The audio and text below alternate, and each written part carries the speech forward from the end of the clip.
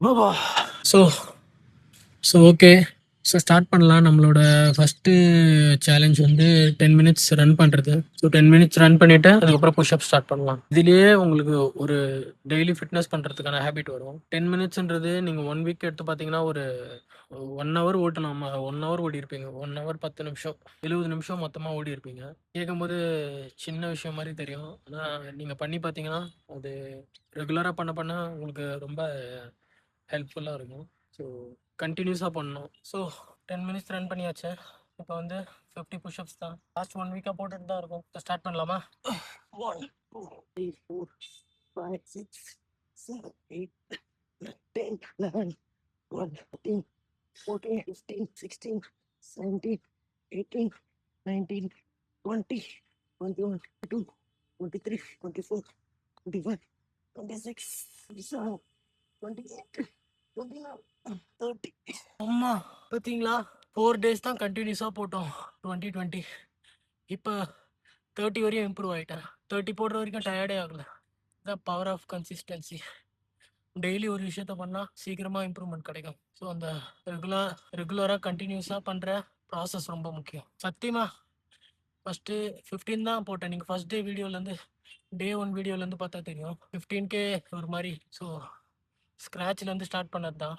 உடம்பு சரியாமல் போய் இன்ஜூரி ஆகி, பட் இப்போ வந்து நல்லா இம்ப்ரூவ்மெண்ட் தெரியுது. ஸோ விடக்கூடாது, கண்டினியூஸாக பண்ணணும். ஸ்டார்ட் பண்ணலாமா? 30 பண்ணியாச்சு. 34 36 37 38 39 40 41 42 43 44 45. அப்பா 45 45K மசில்லாம் டைட் ஆயிடுச்சு. No problem. நேற்று 52 போட்டோன்னு நினைக்கிறேன். இன்னைக்கு 55 ட்ரை பண்ணலாம். லாஸ்ட் ஒரு 10 இருக்கு, கொஞ்சம் ரெஸ்ட் எடுத்துக்க. நான் மறுபடியும் சொல்கிறேன், இது உங்களுக்கு கம்மியாக தெரியலாம். 10 மினிட்ஸ் ரன்னிங் பண்ணிவிட்டு ஒரு 50 புஷ்அப்ஸ் போடுறது. இதை நீங்கள் ரெகுலராக பண்ணி பாருங்கள். இதுலேயுமே இம்ப்ரூவ்மெண்ட் தெரியும். நீங்கள் ரெகுலராக பண்ணும்போது உங்களுக்கு இன்னுமே எனர்ஜி இருந்தால் நீங்கள் அதிகம் பண்ணலாம்.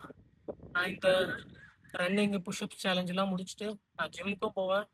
சம்டைம்ஸ் ஜிம் இல்லைன்னா கேம் விளாடுவேன், ஃபுட்பால் விளாடுவேன், இல்லை ஹாக்கி விளாடுவேன். நான் இந்த மாதிரி எதாவது ஆக்டிவிட்டீஸ் பண்ணுவேன். ஸோ மழை வரும் புள்ளியே, சீக்கிரமாக முடிச்சுட்டு கிளம்பு. இந்த காஞ்சனா மூவியில் வர மேகம் மாதிரி தான் இருக்கு.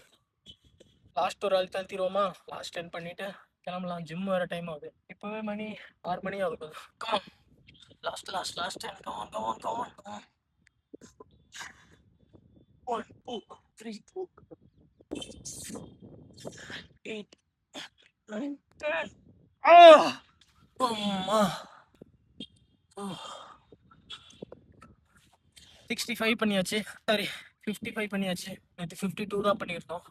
இன்னைக்கு ஒரு 3 எக்ஸ்ட்ரா பண்ணியிருக்கோம். அதுவே பெரிய விஷயம் தான். பாடியும் நல்லா இம்ப்ரூவ்மெண்ட் தெரியுது.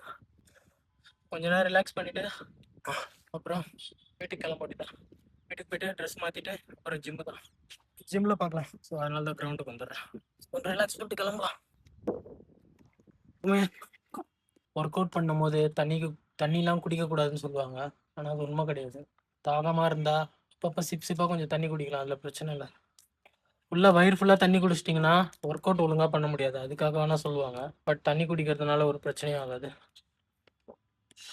ட்ரெயினில் வரப்போ வாங்கின பாட்டில் சென்னையிலேருந்து அப்படியே இருக்கு பேக் உள்ள.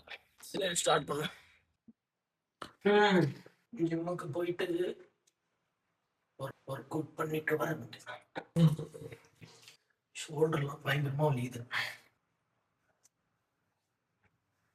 லைட்டாக இம்ப்ரூவ்மெண்ட் தெரியுது ஷோல்டரில். முன்னாடி இந்த ரவுண்டு ஷேப்பே வரல.